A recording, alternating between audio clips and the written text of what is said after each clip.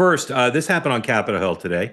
One of Ashley's old bosses was asked a question by a reporter. Happens every day on the Hill. A member of Congress gets asked a question, they answer. Sometimes they don't like the question, and here's what happens. Number 11, please. Congresswoman Pelosi, are you at all concerned that the new January 6th committee will find you liable for that day? Are you at all concerned about the new January 6th committee finding you liable for that day? Why did you refuse the National Guard on January 6th? Shut up. I did not refuse the National Guard. The president didn't send it. Why are you coming here with Republican talking points as if you're a serious journalist? The American people want to know. We still have questions. Thank you. So Ashley, the first three people who sent that to me asked me if it was AI, but I don't think it is. What are your the finger is what lets you know it's not AI, because that's a classic Pelosi finger. Yeah, I've heard her snap at reporters, but I've never heard her say shut up. So I'm just wondering if you think it's a sensitive topic or she's just having an off day. I think Democrats are trying to really change up their language. I think they're trying to become a little common in how they speak, I should say, right? Yeah. Trying to not be so wonky and in their vernacular. But here's the thing, the reality is we were planning for January 6th in her office for 2 years before it actually happened.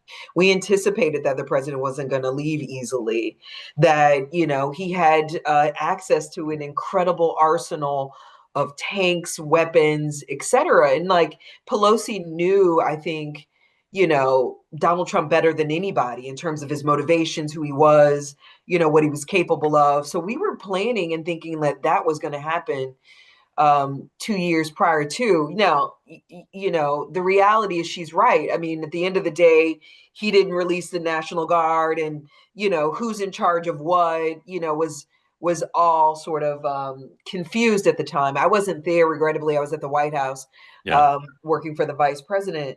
But we were you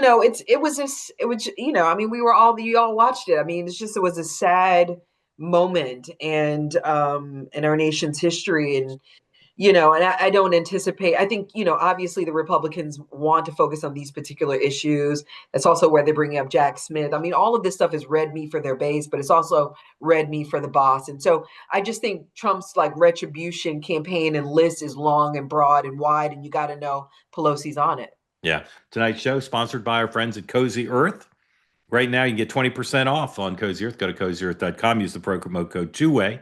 The bamboo sheets are excellent. I recommend them to you. I wore them, or I used them all summer, and now in the falls, it's getting a little cooler. They're still extra comfortable. They're temperature regulating. They're like the thermos. They keep the hot stuff hot and the cool stuff cool. They keep you hot or cool, depending on what you need.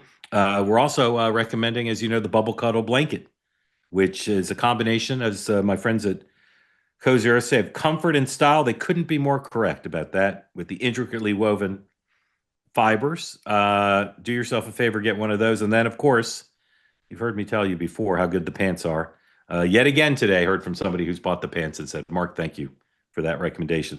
Go to CozyEarth.com. Use the code 2-way for 20% off the best pants, joggers, shirts, everything, including the bedding, because home isn't just where you live, it's how you feel. Let's go home with Cozy Earth. They say that something that's easy is like a walk in the park. Well, easier than a walk in the park, hit the subscribe button, be part of the 2-way community, never miss an episode, be part of our conversations. Thank you for your service to America. And don't forget, you can now listen to the morning meeting and 2-way tonight on Apple, Spotify, or wherever you get your podcasts.